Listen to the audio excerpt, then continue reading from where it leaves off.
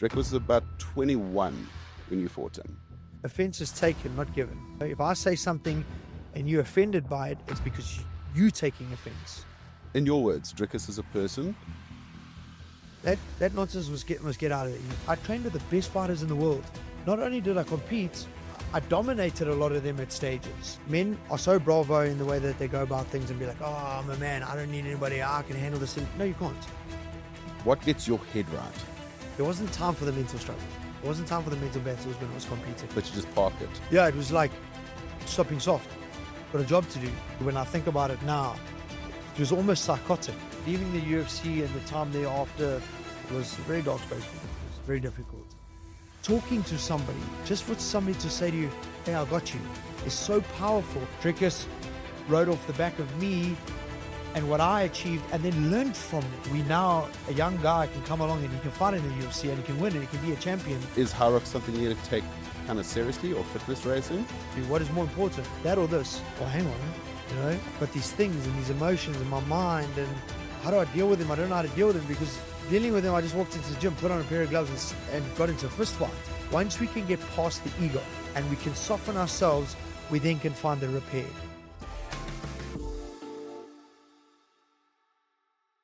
Garreth McLellan, aka Soldierboy, welcome to the Blue Room. Thank you for coming on the show. What we want to do is, obviously, it's a mental health and wellness focused show. So it's, you know, a lot of people look up to you. So it's more about tapping into your mental health, your psyche, how you go through your struggles, how you get through them, and just for everyone realizing that they go through what you go through. And, you know, we're all mere mortals, no matter how tough we look in the media or in the cage. So yeah, that's basically what we're going to jump into. So Durban boy, same as me. So I just want you to talk me through Durban boy to global stage. I mean, growing up for you, what was your sort of sense of belonging amongst your peers, your schoolmates, your friends? So, you know, look, I suppose, like you said, we all the same. We all human, and we all face certain challenges, and most of the time the challenges are the same as each other. You know, growing up in Durban, we had a pretty cool lifestyle. I mean, you know, things were a lot freer than what they are now. I mean, I look at my son and my kids and what they endure. They don't have the same freedom that we had. So I think we were able to explore life a little bit more. I think we were also not bound and constrained by certain lanes and parameters. You know, obviously Durban was a very free-flowing place. I think the community was very big. I think a lot of our friendships and had expanded across many spaces, although the rivalries in terms of school were massive. But still are. Yeah, but it was cool in that the rivalries were there, but afterwards in the fun times, it was all different guys from different schools that grew up. You know, I think, look, I grew up in a household where I had three sisters, so I was raised a little bit different. Like my nurturing was a lot softer. I was a much softer kid growing up. I was, I mean, I don't really know how to put it into words, but I kind of was very sheltered by them to the outside world. So I relied a lot on them for guidance and information. And then my interaction with certain groups and that were very difficult because of that. You know, I didn't really have the ability to stand my ground and you know, control my own space and then set my own boundaries in that. And that's kind of something that's followed me, you know, right up until now. And it's always a constant work of understanding yourself and setting your boundaries and what's acceptable and what's not acceptable. But I think I was just a happy-go-lucky guy. I mean, I tried to compete in everything that I could. I think that was kind of the environment we were exposed to, you know, played every sport, got involved in everything. I mean, you would know, obviously, there was life-saving at that stage was a very big thing. So there was also a lot of outside influences, rugbies and club rugbies and those kind of things that was also available to us. So we were really spoiled for choice in terms of what we could compete in and where we could put ourselves. I don't think I took anything too seriously, though. It was kind of just a space where I kind of just went day for day. And in a way, I had to learn those lessons in terms of discipline and focus only later on in life. My upbringing with my family was a bit difficult. My dad and I didn't have a great relationship, and that affected me coming out of school. And then I kind of just put myself in the wrong spaces, and I lost a fair portion of myself in Durban, and I made some bad decisions, and kind of didn't really honor myself in the right way. I chased the things that I thought were cool, and I chased being seen in the wrong ways, or presenting myself in the wrong ways. And it's very difficult to unlearn those things. Once they become a part of you or part of your DNA. I was very fortunate that I wouldn't say I found martial arts. I mean, martial arts, it's been in my blood since I was 9. Yeah, you've done it since you're a kid. Yeah, since a baby. I started with karate, and there was just different things as it went on, but it was never a serious thing for me. And I think the moment that I took that seriously and I pressed into that, I was able to redefine myself and then to rebuild and find the spaces that I want. So we're going to jump around a little bit. So while we're on that with getting into sort of mixed martial arts, I mean, I remember actually rolling on the mats with you when you just started, because my brother was big into MMA when you were getting into it, and he did a whole bunch of fights. I wasn't interested in fighting at all. Fighting was the dumb shit we used to do.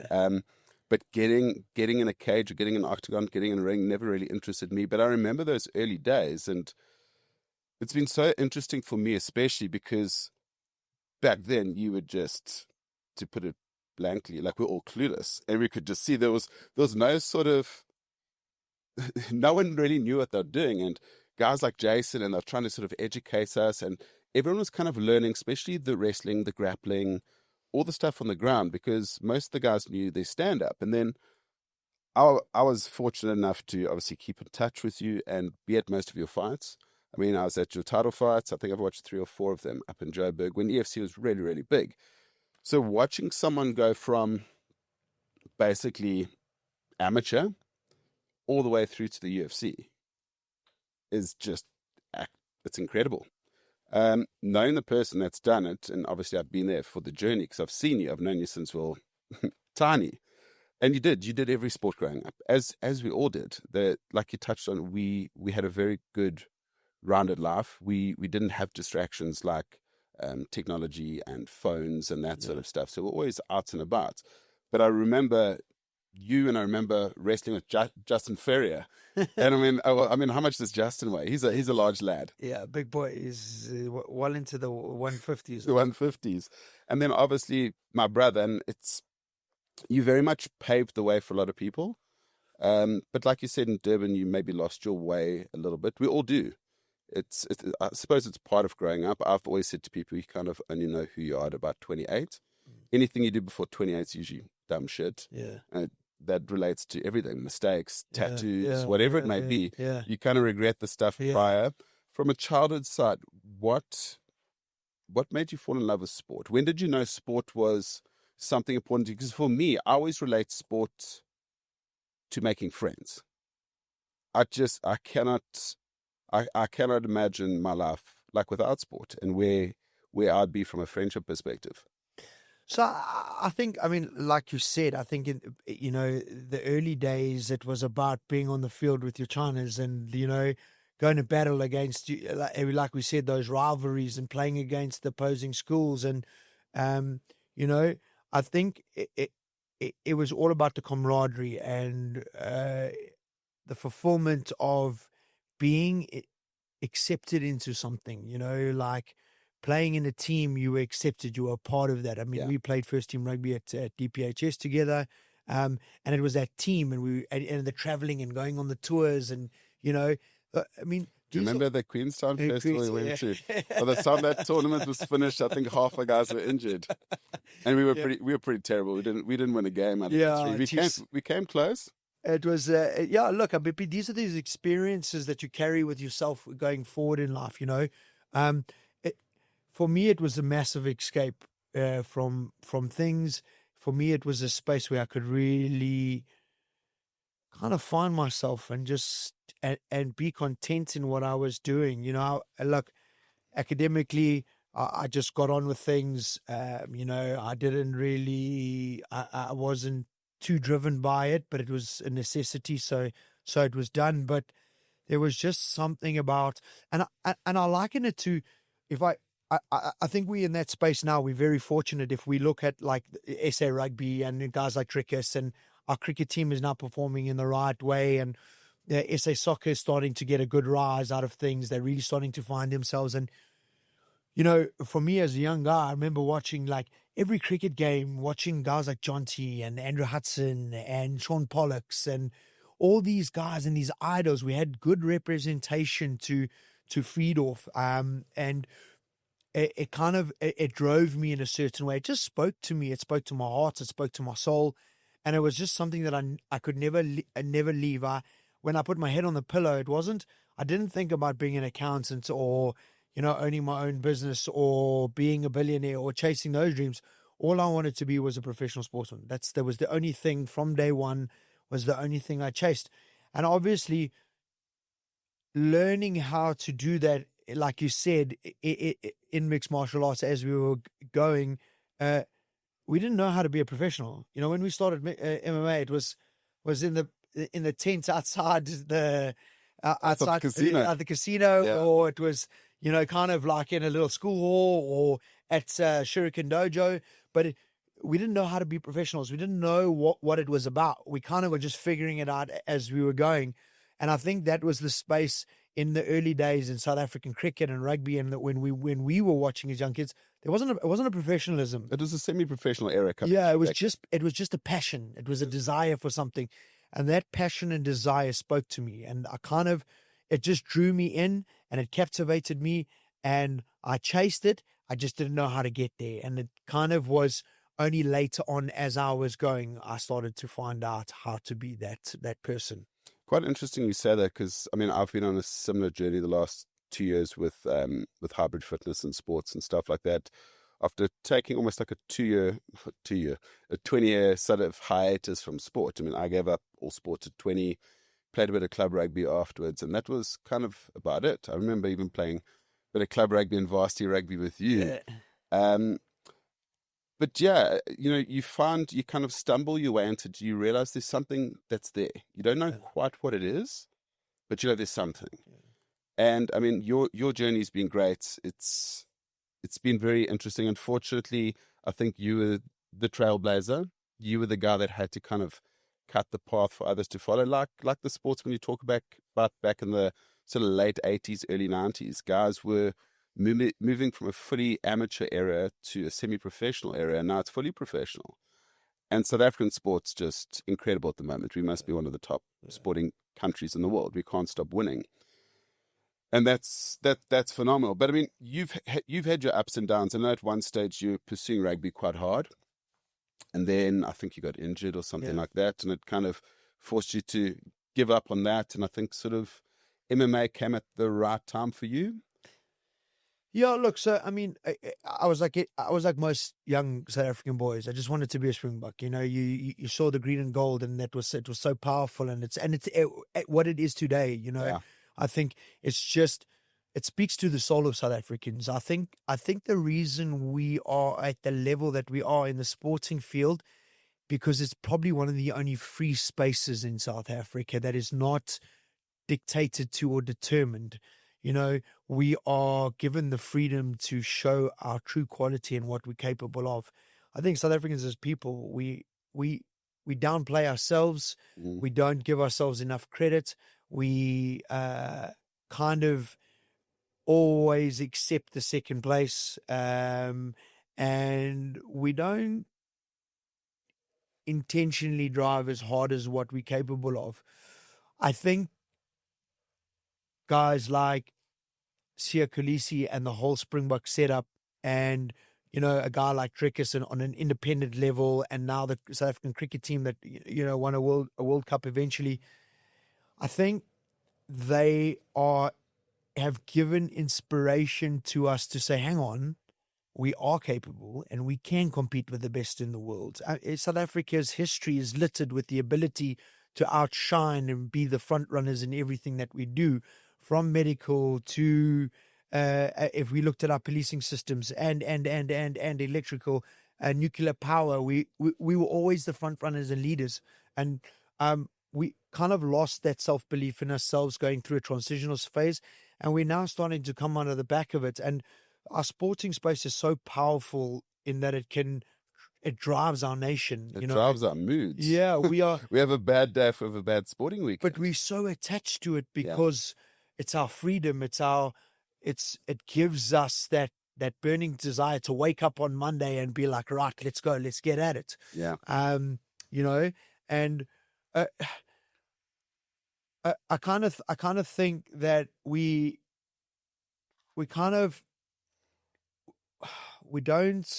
don't target the things that we want. We kind of just try and find our way there. Do you think it's our humble nature as South Africans? We're taught growing up to be very humble and polite. And I think to be a top sportsman, I remember years ago reading something on Twitter France with Mark Cavendish, who was one of the top sprinters back then. And he talked about self-belief. And like a lot of people called him arrogant. But he said, if I don't believe I'm the best in the world, why would anyone else? So it kind of starts with you. And I do realize, having known you a long time, your persona in the ring is very different to your persona in person. I remember you had that big scary beard and shaven head and all the rest. And, it was it a show for you, or was it the way you psyched yourself up for the fight? Was it to psych out your opposition? Because I remember Mike Tyson, when he was boxing, I mean, the fight was won before he even got in the ring. So I do believe that in any space, the mental game is a massive. I do believe it's 70% of what we do. You can have the most gifted athletes in the world competing on a skill level. Once you get to a certain level, it's all the same, but it then buys into the mindset and how hard are you willing to push? Where are you willing to go in your mind? What space are you willing to find to get that victory? I don't know. The Soldier Boy persona kind of just built itself. I didn't intentionally do anything. I kind of just went with the flow. The beard just kind of grew into itself. And then, I was smart enough to also understand the marketing sense in it, that it had value, it molded itself. And when it got to a certain parameter, I was like, okay, cool, this is what's sellable. So I need to invest into what's sellable, and that's the professionalism. And it's, you don't only just look at the competition and then being successful. How did I sell it? Because I had to survive. I had to make money. How did I draw in? How did I get people to buy into me?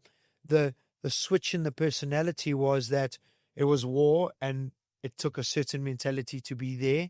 And then on the outside was when I was dealing with children, women, sitting at a boardroom table, sitting at a dining room table, in and among certain circles, there was a certain person that needed to be there. Like I said, growing up, I was quite I am a soft person by nature. I am not. Violence is not it's a skill I have, but it's not my natural thing. I worked very hard at tuning my mind to a space where I could be violent in my execution. So, and that took time. It was processing. It was working. It was working with mental coaches, working with an NLP coach, making sure that I could bring that out. Everybody has it in them. It's just whether or not you could draw it out. And then when you draw it out, how do you control it? Because it has to be in a controlled... Switch it on and switch it off. Yeah, it had to be in a controlled manner. So we developed this thing of educated violence. You know what I mean? It was that the violence was super educated and calculated in the way that we went about things. And then it was the ability to be those different types of personas, and on the outside, be me, and then once I got in there, it was work time, it was my job. I had to do my job, and this was what was needed to do my job. And then I had to fully immerse myself in that. You had a great circle that you tapped into, or that you developed when you moved to Joberg. Speak about maybe your time with Richie Kron, Norman Vessels, I don't know if you're still tight with them or close with them. I don't know what the story is, but I know at that time, during that period, they were like brothers to you. They were everything. And that's, for me, that was the time you developed from probably an average MMA fighter to an excellent MMA fighter. Yeah, so I mean, obviously, I was in Durban for a bit, and I was under Jason. And if I start with Jason, Jason has probably had the most profound effect on me as a person. Great human. His ability to be a great human was the one thing that I recognized and that I chased the most. That's what I wanted out of life. I wanted to define myself the same way that he did, in the way that he represented himself.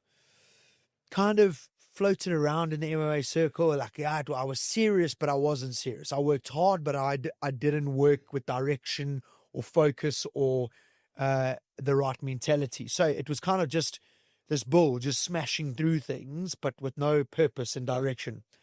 Coming to Joberg, obviously my dad had said to me I was messing around in Durban. I needed to leave. I had to come work in the family business. Came here for a little bit, was in the business, and I just said to him, can't do this. It's not me. I can't sit at a desk. I can't apply myself to that all the time. It's just not who I am. I was like, I want to be a fighter. I want to chase this dream. And he needs to support me. And he was like, you're absolutely crazy. And it kind of was a sour point in our relationship, but I chose me at that stage.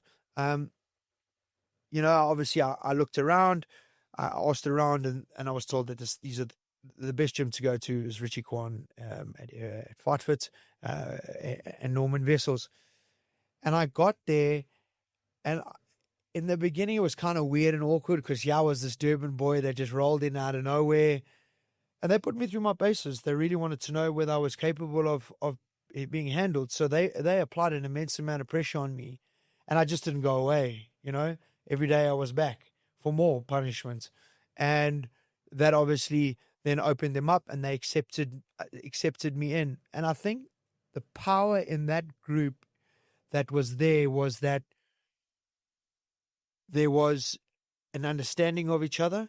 There was a purpose that was directed by everybody. It was the same purpose. Everybody had the same thing. They wanted to achieve the same goals at the end of the day. And there was just this ultimate love for something, and we chased that. And our development and our relationship was forged in that the Fight Fit militia, the unity, the strength, the bond, the brotherhood grew with inside those walls.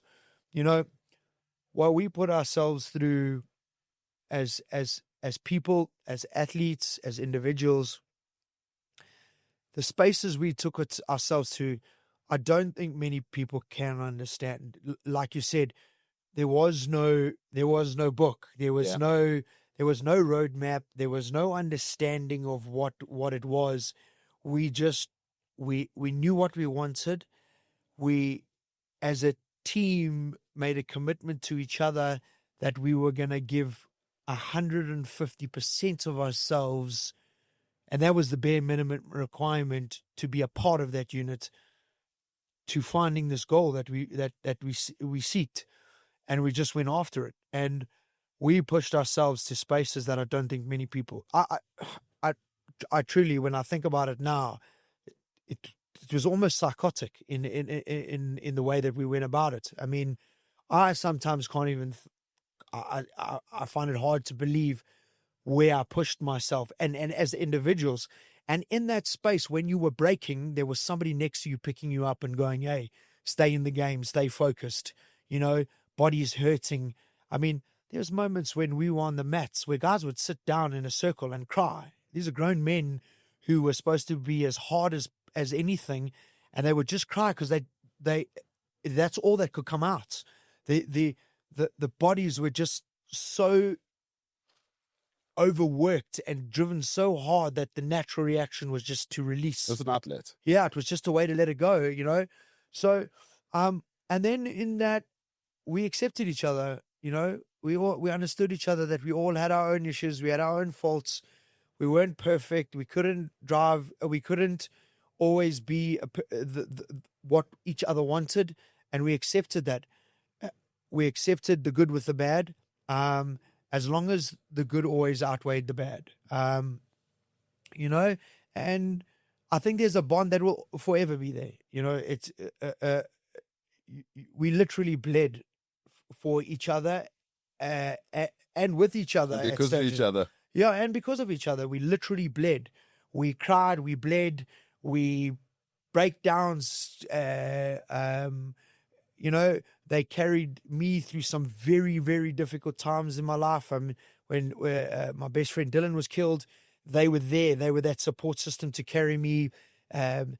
Chef went through a terrible space with the mother of his child. She was killed in a car accident. You know, these were big moments, big life-changing moments where we had each other's back.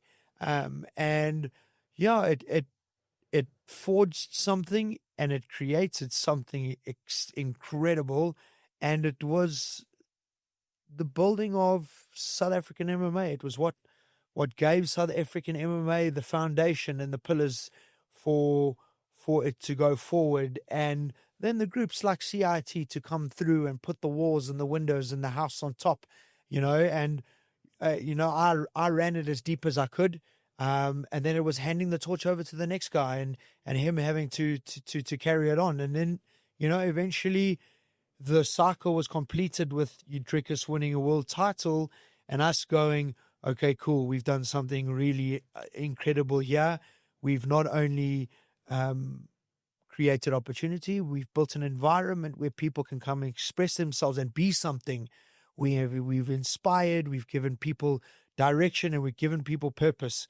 You know, I'm a firm believer that martial arts is the equalizer of everything, and that it'll fix any problem. You know, broken hearts, lost people, troubled people, people that lack in their confidence space. It just gives you something. It feeds your soul in a certain way that there's repair, and it gives you strength and courage and honor and discipline. And those are principles that will go with you forever in life. You know, transgressing into a space of becoming a business person, 90% of the battles that I've won, or decisions I've had to make, or trials that I've faced, I've relied 100% on the principles that I've built within the MMA space. And I think if we apply that in so many areas, we could see some drastic change in our environment. I 100% agree. Just touching on Dricus quickly, he obviously lost his last fight. You were the last person to beat him, if my memory serves me correctly. He's also a very good friend of yours. Yeah. And I always see you guys training together when he is in South Africa. Yeah. Maybe just want to chat through, in your words, Dricus as a person. He's obviously one of our golden boys. Everybody much loved by South Africans. I always enjoy him jumping up and down in the stands, watching a Springbok game like a fan, which he is. Yeah. So like a proper South African. But I think, going back on my memory, I think Dricus was about 21 when you fought him. And he'd just come second or third fight for him. It'd come from a kickboxing background. So he had won the world title. He was a world champion in kickboxing. He had never lost a combat in the combat arena. Competed in judo, competed in kickboxing. He was grappling in tournaments at that stage, wrestling. He had never lost until he faced me. He was his fourth fight in. He was a young boy. He was 20 odd, and I mean, I still remember talking to UFC and being like, "Don't put this kid in here with me. You know, you're going to destroy a talent that can be something exceptional for us." And we had been back and forth, and eventually I was like, "Okay, cool. If this is what we're doing," and it's funny how it worked. I think it was something that had to happen in his own space and journey. Yeah, you know. And we talk about it often, and he just said that loss changed him as a person, as a fighter. It showed him what he needed to be, and he developed him from that himself from that space, and just didn't look back. You think that's going to happen again with this loss? So if I talk to about Dricus and who he is, and we discuss this humbleness and kind of arrogance space thingy, Dricus is old school South African boy, comes from an Afrikaans farming family, discipline, respect is number one priority. You respect your elders, you respect your adults, you respect the people that you communicate with. And in every interaction, that's how he is. You know, he engages with everybody. He's respectful in every manner that in his engagements with people. He takes what he needs to take and he releases what he doesn't need to have. His desire as a human to be successful shows in everything that he's done. He's unmatched in a lot of spaces. This is a big call, but I liken his mentality and his focus and his work ethic to guys like Kobe Bryant and Michael Jordan and Usain Bolt. They extravagant and exceptionally bright people, but they just outwork everybody, and they never think themselves more than the game. They just keep pushing the boundaries. Difficult loss. In the manner in which it happened is exceptionally difficult. For somebody who was so dominant in himself and just destructive in everything, to be dominant in that way can be destructive on your mental space. It can really better than a stoppage. Which would you?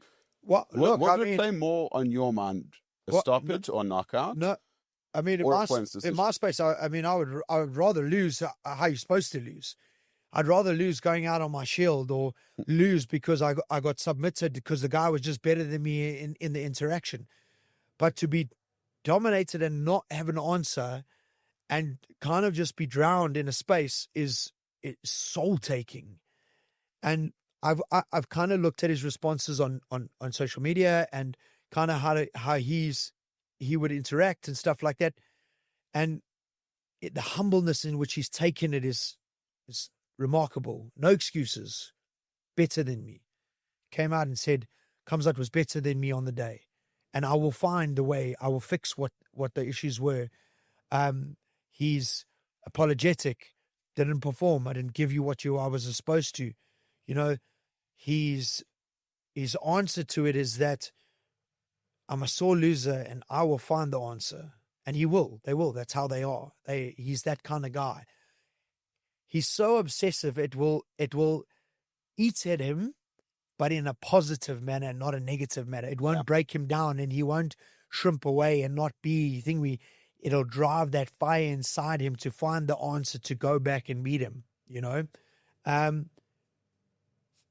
do believe he's a great of the sport. I do believe that he will come back and show what his capabilities are, and I think it will be a defining moment in him as a person, in this country, in this country's belief system in ourselves, and in our belief in the sport, and for those that are part of the industry. I can almost guarantee that Dricus will come back and beat Kamzat. Might not be now, but he will figure out what went wrong. And I've spoken to his coaches. They already know where they went wrong. They've already dissected this thing better than anybody else could, and they will make the adjustments, and they will fix the holes, and they will find the solution to Kamzat. I do believe that Kamzat was very reserved in his way and a very smart fight. Look, I mean, he did exactly what was needed. You know, it's a championship fight. Just win the belt. Yeah. Just win the belt. You're now the champion, you know, and what that brings for him and himself and his people and his community and the people around him, his growth will just immensely grow. But Kamzat knew he couldn't beat Dricus in the fight, so they did it excellently. They found the hole and they exploited it, you know, and they did it perfectly. And for Dricus, it's not, when you look at the fight, I mean, I know a lot of people are like, oh my gosh, Kamzat's amazing, and look what he did, and amazing feat in the way that he did it, but very basic and simple. So there was nothing spectacular in the way that he executed it. He just broke it really back down to basics. He made sure those basics were impenetrable, and he executed it perfectly. And tell me, your time in the UFC, you were obviously paving the path for everybody. Difficult? Yeah, exceptionally, I think I didn't know what to expect going there, you know. I think it starts with the case of that a friend of mine, Matt, I'll never forget, we were playing PlayStation, and remember there was the first UFC discs that come out. He had the disc in the first PlayStation that were the PlayStation 1, and he put it on and we were watching it, and I was like, oh, I could fight these guys. And he was like, yeah, there's the excuses again. Yeah, you can do this, but you don't actually do it.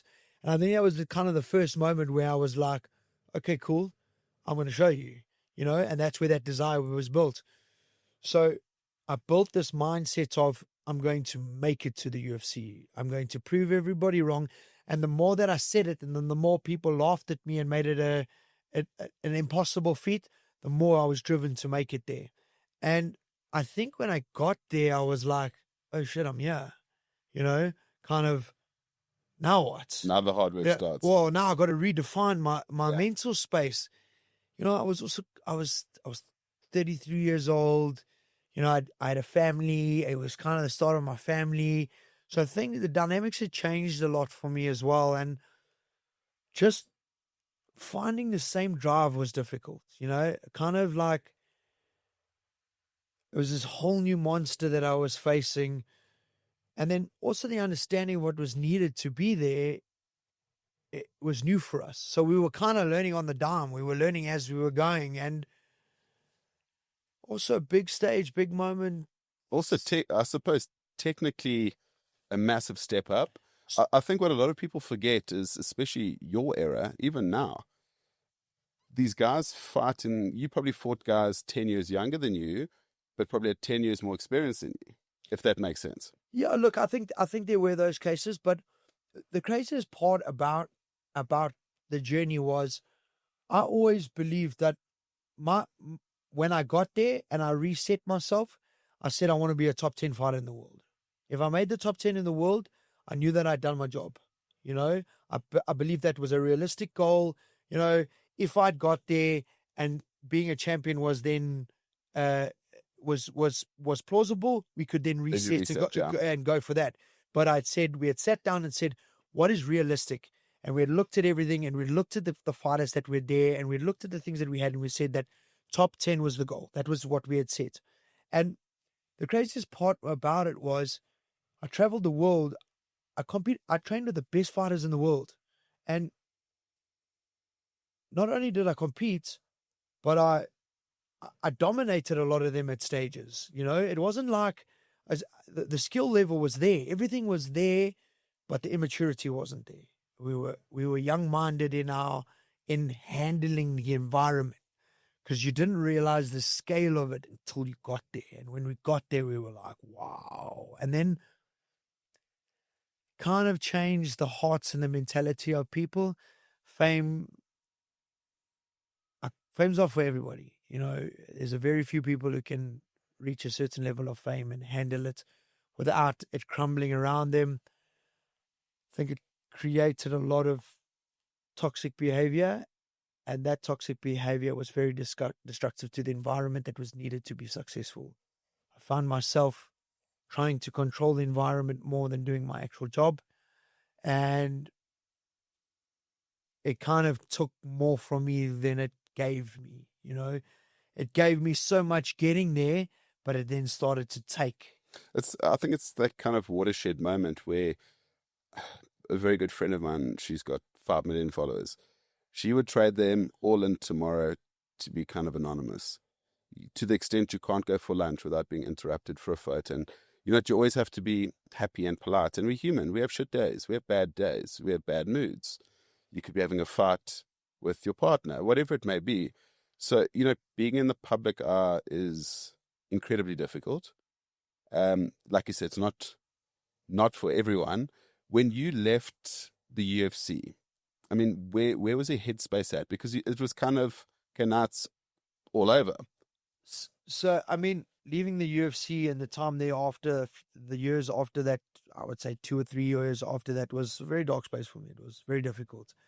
I felt like I'd failed in my journey. I felt like I'd failed in honoring myself. I felt like I'd failed my family. I felt like I'd failed a lot of people who had invested and been there for me. I kind of lost my purpose now. I was no longer, I, people often say to me, what does it take? And I will say to them, you must be willing to sacrifice everything. And that's what I did. I sacrificed everything. Time with my family, time with my friends, birthdays, Christmases, um, weddings, special moments of friends and that, because I couldn't. I had to train. I had to be there. There was nothing else that mattered but that, um,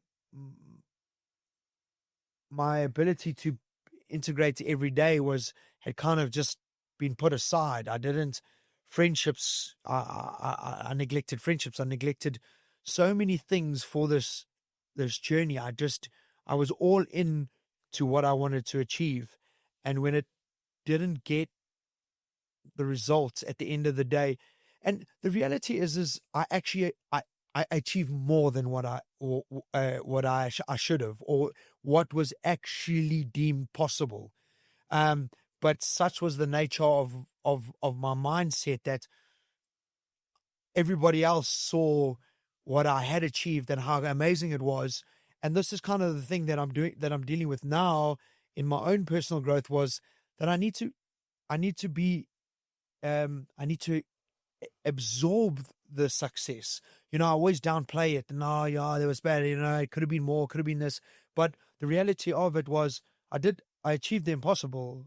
I took us to a space where a young guy can come along and he can fight in the UFC and he can win and he can be a champion. Dricus rode off the back of me and what I achieved, and then learned from me. They learned from the mistakes and then took that and developed it into a space where they could go to the next level. And now he's created the blueprint to the belt, so like each guy has done more than what they could ever imagine. And after coming out of there, it was a very low time for me. Like, I really lost all my self-confidence. I lost respect to myself. I was lost in where I was going and my journey and what needed to happen and what was next. And, how was I ever going to live, kind of thing, I don't have this thing. I was almost, What's your purpose? I had attached myself so much to it that it was everything. There was nothing else but it. And then it's kind of just, it's that learning process, redefining, rebuilding yourself and rebuilding your mentality and redefining what you want from life. I suppose it's about dialing back, reassessing, and getting going again. I mean, I've seen you crop up at a couple fitness racing events recently. I suppose the nice thing with something, let's say like a High Rocks or a Daddy Dozen or whatever it may be in fitness racing, there's age groups. So my personal journey the last 2 years, I feel like I've been trying really hard what you did for MMA. I've tried to do that for fitness racing in this country and abroad. We want to, not me, but I want to see other South Africans succeed in Elite 15, world champs in the next, call it 2 years. I mean, what is next for you sport-wise? I think you're the kind of person that you always have to be doing something. Is High Rock something you need to take kind of seriously, or fitness racing? So, I mean, look, I by nature, I'm competitive. That's kind of just been portioned into my DNA. I'm hardworking. I can't go a day without training. For your head? Well, yeah, but just for my mentality, my own well-being, and for what I believe in. Like, I worked so hard for so long to achieve excellence. To not have that as a part of your daily routine, to achieve excellence, I don't see myself without it. I would be lost without it. So redefining the excellence patterns is important, but and that's kind of after the journey, what I had to figure out, and then I was spending some days 11 hours of output. You know what I mean? That's what I was putting into my day. 11 hours of hard grind, physical lift, push, pull, fight, struggle, grapple, wrestle in a day. So it's a part of me. You know what I mean? So every day I have to do something. Obviously, I have no desire to fight anybody anymore. I mean, Even if they did like an over 40s fight club, would you be in? there's a podcast where the guys are talking, and the guy says, "Do you know how much violence I have seen to become peaceful?" And that struck with me because I literally fought humans all day, every day for 15 years. I have no desire to do that anymore. I have desire for success, and I attached my success to being a champion again or winning a fight again or this or that. But the reality is I can achieve that same success in other spaces. I like high rocks. I like the training because of the mental battle that you go through. You know, there's something so profound about conquering a mental space. Endurance sport. Yeah, that thing of going out and testing your mind to the limit is, the body's remarkable. The body will go where you push it to, you know, but the mind will give up before the body does. Yeah, I mean, multiple times in that race, you just second guessing why you even started this. Yeah, you're like, what am I doing? You're swearing at yourself around the track. You're like, you fool. But once the High Rocks race, actually fitness race, same as Daddy doesn't. Once you get halfway through that race, and you know you're halfway through it, the second half's easy. Well, not for you. You didn't enjoy the wall balls very much in Cape Town, it seems. Yeah. So look, I think repetition is important. Consistency is repetition and consistency is the key to everything. You know, if you keep the repetition going on a consistent basis, you will only ever see results out of it. Your growth might be 1%, might be 10%. So sometimes you get a catapult, sometimes you just get a little edge, you know, a little step forward. But if I come back tomorrow knowing that if I'm consistent and I'm repetitive, I will get growth out of it. So in a high rocks, it's just be consistent and repetitive. Just get into the system. Run, work, run, work, run, work. A lot of people talk about 1% better every day. And it's such a good concept. And touching on what you just said, run. High rocks is a running race, I think, first and foremost. I think for larger chaps like us, you know, we can pull off the weights as long as we fit. But it's definitely running. It's hugely a mental battle. What you said you were training up to 11 hours a day. How do you maintain relationships? Well, it was, I mean, again, this is the thing, like there was no blueprint, there was no book that we followed. So we were trying everything for improvement, to find that next step, to get that level up, to keep leveling up. And we were just grinding ourselves. Obviously, there's now a blueprint. 11 hours a day is not consistent. You know, I mean, it's crazy. Yeah. You know, that's not what you would do anymore. So there's now a way of doing it. Conditioning is set in a certain way. Diets in a certain way. Recovery in a certain way. But we didn't have these methods. So it was try this, do this, piece this together. Okay, that doesn't work. Let's try this. Let's do this. And in that, it was time consuming, you know. And then it was a case of, we had, like you said, nowadays your top MMA athletes, they're MMA fighters. He's not a jits guy or a wrestler. He's an MMA fighter. You know what I mean? He learns MMA. You go, you learn MMA. You put an hour or two in a day of MMA. You don't learn jiu-jitsu and then you go. We had to spend in a day, we had to do jits, wrestling, boxing, kickboxing, taekwondo, Muay Thai, judo, all our strength work, all our sprint work, all our swimming conditioning. Then I had to piece in there stretching, mobility, massages, saunas, ice baths, sleep, food intake. So it just, before you look at it, there was this gap. And then early on, I said there was a sacrifice. I sacrificed everything. There was no time for relationships. That's why that bond was so big, because that was us. That was We the spent family. all day, every day together. It was nothing else. There was nothing outside those walls that mattered. That was us, and we were forged because of the time that we spent together, because of the hours that we broke ourselves in that space. And like I said, the relationships, the thing it was very difficult in my marriage in the beginning, because my wife came in, she expected to have something, but it wasn't. I was 100% invested into what I was trying to achieve, and she understood that, and she knew that was the necessity, but there was very little time left. And then when I got home, I was so broken and exhausted that I was literally, there was nothing left of me. I couldn't give anything more. So that in a way plays huge stress on your family, on my immediate family, my sisters and my parents. There was no interaction there, very little in that space. And then the friendship circles and the friends that I had, oh, we got bra this weekend, or we doing this, or we here. I couldn't invest there, because the time that I got to rest, I took it, because I knew that the next week or the next day there was just something big that I had to complete.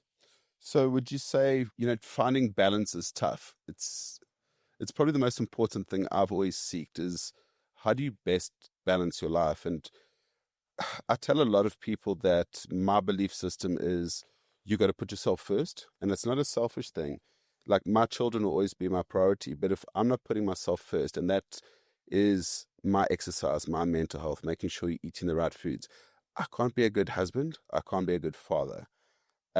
Second then is work, and third is family. So I kind of put me, then work, then family. Luckily, with time, I've found some sort of balance where I find a space where I've been able to unlock more time for family, which is great. But I've also seen in the last 2-3 months, I've probably put on 10 kilos. So I've neglected maybe the work outside. So you always, when you're chasing one thing, you're always neglecting something else. Unfortunately, that is life. How do you deal with your struggles, whether it's sporting struggles, personal struggles, relationship struggles? What gets your head right? So it's quite crazy, because there wasn't time for the mental struggles. There wasn't time for the mental battles when I was competing. But you just park it. Yeah, it was like, stop being soft. Got a job to do, Oh, this is a problem. No, it's not. You got a job to do. What is more important, that or this? So it was always, it was never given the time. So it was kind of pushed away. Which all know is detrimental. Yeah, and then you become hard. Your heart becomes hard. You become hard. You're not like, you're emotionless. You don't have the right emotional being in terms of to connect with people and understand their things. And when there was an issue, it was like, oh, well, stuff you. You know what I mean? You're not like, be like that to Just me. cut them off.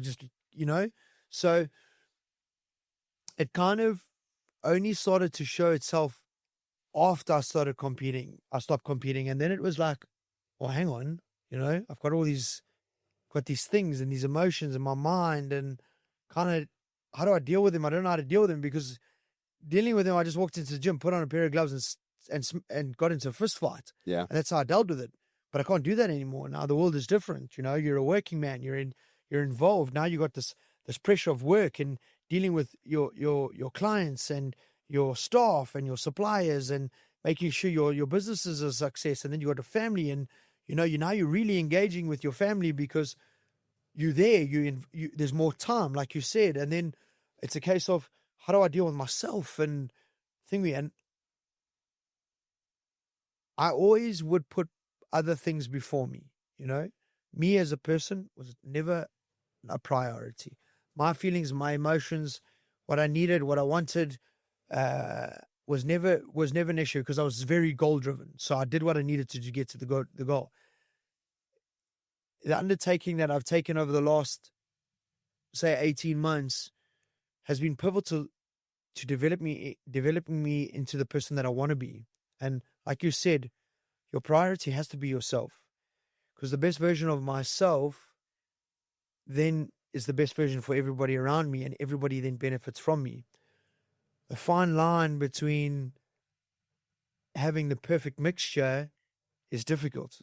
It is very difficult, but there's certain things that you cannot allow to slip. There's certain things that have to be provided for, like just a basic 20-minute or 30-minute exercise routine every day. And this is the consistency thing that I was talking about, being consistent, and that repetition builds you further. So just a 20 minutes, let's say for instance, just 20 minutes of exercise every day changes your moods, changes your hormone levels, changes your body, changes how you feel about things. Now all of a sudden my mindset's positive because I'm positive in how I execute my food intake.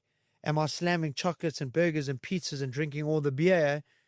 Yeah, I'm going to pick up weight. I'm not going to feel good. I'm going to feel slow. My body system's not going to fire right. Get an 80-20 rule, 80% I must be on the money. 20% I can do what I need to, and live by that. Apply that to your thinking. Don't eat hamburgers every day, but on a Saturday now, I'm with the family, with the kids. I can eat a nice hamburger. I can have an ice cream, and I can enjoy those things. And then those small luxuries you start to really value them in the right manner, and not just I'm slamming it in my face, and then kind of like showing up, just be present in the moment. Don't, it was like we were talking about phones and all these things. How many times you see in a restaurant or in a space, or you go around and you're having a conversation with somebody and they just pick up the phone. And I'm the worst at it. I'll be sitting and talking to my staff. Well, I used to be, and my staff would talk to me, and then I just pick up my phone because I need to answer something. I think we're all guilty of. And then I switch off. I mean, there's a standing joke in my gym is that you've got a short period with Garreth because he's there and then he's gone.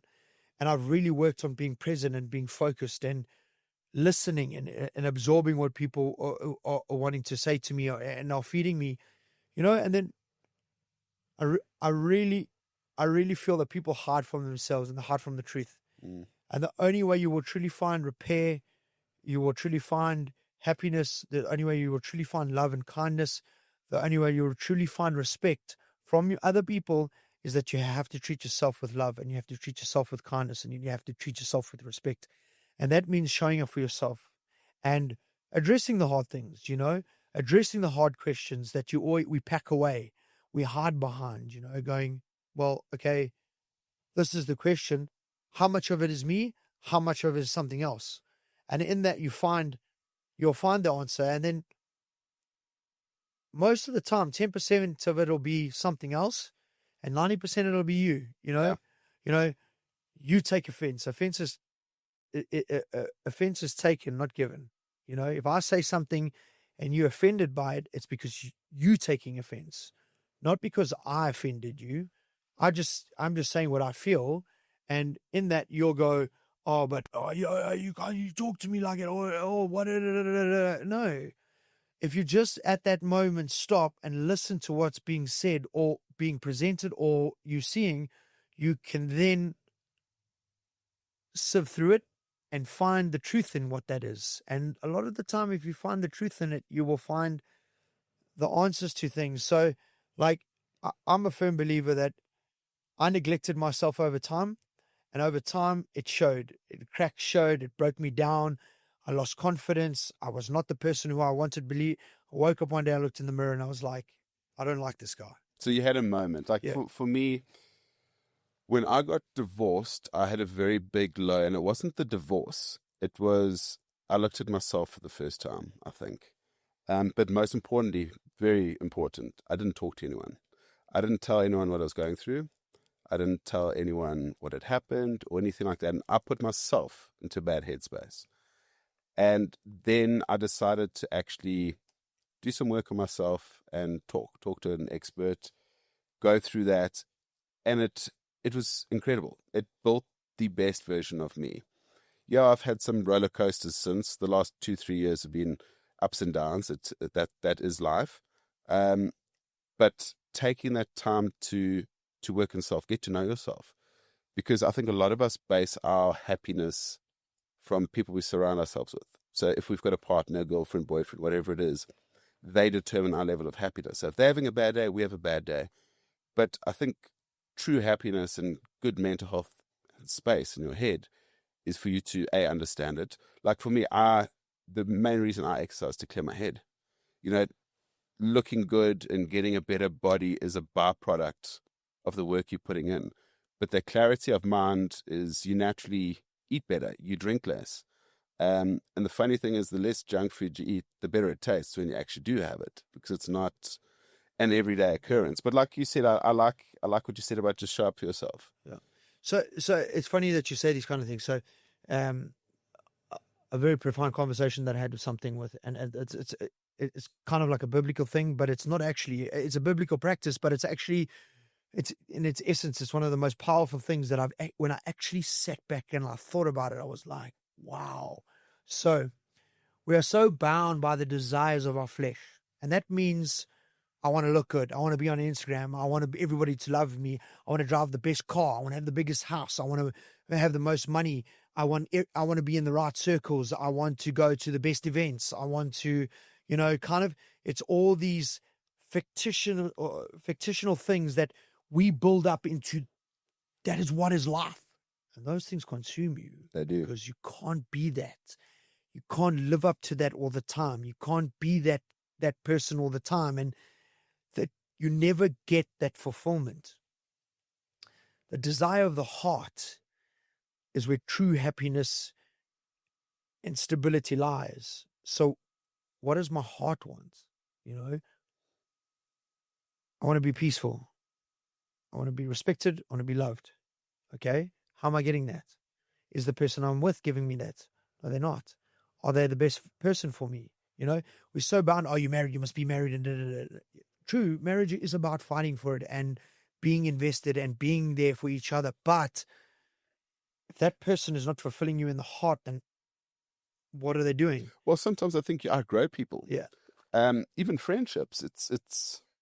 And it's honesty in that. There's a lot. You got to be honest with those moments. You can't. You're like always like, oh, okay, no worry, we can figure it out. Oh, we can do that. No, the honesty is that we just don't work anymore. Well, a lot of the time, working or trying to figure things out, when you're just honest about it and you could part ways amicably, sometimes it pushes you down a rabbit hole where one person or both people, they're going to have an affair, whether it be physical, emotional, whatever it may be, purely because they're searching for something they're lacking. Yeah.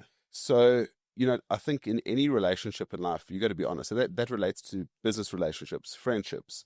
I think communication is a key driver in any relationship. If you don't communicate, you don't know where you stand. And I mean, I've had so many ups and downs in the last sort of 3 years, but this year's been incredible for me because I've met someone incredible. I've gone down a path of knowing exactly what I want. And it's not about being selfish. It's just about knowing, what do I want as Cameron? Well, but truthful to yourself. 100%. Going like, okay, these are the things that I want, and then going and getting them. I want this, but I'm going to do this. You're not being truthful to yourself. So then how can you expect anybody else to be honest with you? If you can't be honest to yourself and really, dial into that, how do you expect anybody else around you, whether that be your business colleague, whether that be your partner, whether that be your friends, how do you expect them to be honest with you? And I liken this, we're talking about this communication thing, is that the communication starts with yourself.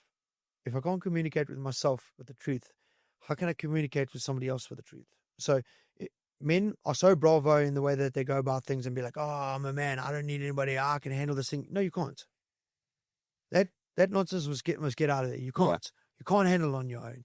You can't do life on your own. You can't walk through life on your own. You can't face every space on your own. You need soundboards. You need good representation within you to say, I can say, what about this? And they go, no, that's not a good idea. And then to listen and say, okay, cool, and absorb that information and then dial it into your own processes. Talking to somebody, whether that's somebody you trust, whether that's somebody that you rely on, whether that's a professional, but being able to offload what is there, that and get a different perspective on what you're carrying, or just for somebody to say to you, hey, I got you. Yeah. I got your back. Don't worry. What do you need? is so powerful. You know, as men, we're like, oh boy, hey, hugs and da da da da. But I can't be honest with myself, so I can never be honest with you and say, hey, Cam, bro, I got this problem and it's really eating at me and I don't know how to absorb it. But once we can get past the ego, once we can push the ego aside and we can soften ourselves to the point where we can be truthful and honest and open ourselves up, we then can find the repair, you know? And investing in who we want to be is the most important thing on a daily basis, you know, not being what everybody else wants to be. Yeah. Be what we want to be. I want to be X and be that, because that will give you the most joy. And the nice thing is, once you do realize that, I mean, I've seen my journey in the last year, and I've got more time with my kids, and I've become a more present and better father. I've been a better person to be in a relationship with. Work's been great. All these opportunities come flying your way because you're being honest with yourself. So, like you said, communicate with yourself, but it's also, when you say communicate, it's understanding yourself. When you understand yourself, you know exactly what you want. And I was reading an article the other day, literally like 2 days ago, and talking about the switch and the guy that discovered your subconscious mind. And he says in this article, 95% of everything you do comes from your subconscious. So subconsciously, if you're thinking about being negative, you're going to lead a negative life and things aren't going to happen. And studies have been done. The people that manifest probably an easy way to discuss it, manifest what they want. It comes true. It happens because you're so positive, like with your journey.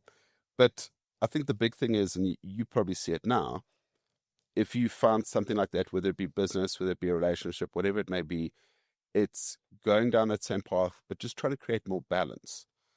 My thing is, I always fight balance till the day I die. I love working. I love exercising. I love my friends, love my family. I probably neglected my friends in the last year while I've been trying to do all these other things. And yeah, I think going forward, there's definitely a lot more that I'd need to do. Yeah. You know, look, I mean, just on the manifestation thing, it's a case of going, and they say, as again, another biblical principle, hold your tongue, because what you say is what comes out. Yeah. Because now it's out. Now it's what leads, you know? So if I'm saying to myself, oh, I'm this, I'm there, this is hard, my life is beating me up, it's problem after problem, that's what's going to come. That's what's going to manifest. Yeah. But if you wake up every day and you go and you say the correct things to yourself, communicate yourself in the way, yes, it's hard. The waves will always come. There will always be waves. They will never think. It's how you see that wave. Am I looking at that wave like it's a tidal wave? Or am I looking at it as a little shorey that I can body surf myself into? You know, how I perceive something is what I'm going to get. And if you're emotionally strong and you are truthful and honest with yourself, you will build a solid person that can face the wave every day. You know, okay, cool, that's a problem. I can handle it. No, it's thingy, but a simple problem with a negative mind space, man, it can drown you. Yeah, it's crippling. Yeah, but a person who is grounded in their own truth and who loves themselves and is confident in who they are will see that wave and be like, okay, cool, we can handle this, let's do it like this, let's move it this way. Although it's a thing, your perception of it you will handle it in a certain way, and how your mind is attached to how you see yourself, you know. And it's important to find the best version of yourself. You want good mental health, you want good output, you want good performance, you want good relationships, you want good relationship with your children, your staff, your environments, and remove the toxicity.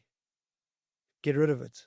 It's no good for you. Just take out what doesn't serve you. Yeah. So for me, like, just to end this off, what would you say to the future men of South Africa?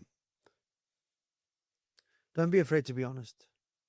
As scary as it is, you know, the truth is a scary, scary thing sometimes. And as scary as it is, just be truthful to yourself. Because if you're truthful to yourself, you will respect yourself. You will be kind to yourself and you will love yourself.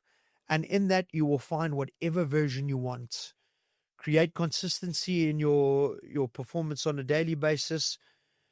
Do the things that you love. Don't fill your day with the things that you don't. And find happiness in the spaces that fulfill you and not in spaces that don't. Don't chase the dead-end job. Don't put yourself in a space because that's what you're expected to do. Talk to your heart, not your brain. Your brain will lead you in a different way. Your heart will lead you into a space where you'll be fulfilled and you'll be joyful. Awesome, G. Thank you so much for joining us on the Blue Room, and look to see the next part of your journey. Thanks, Garreth.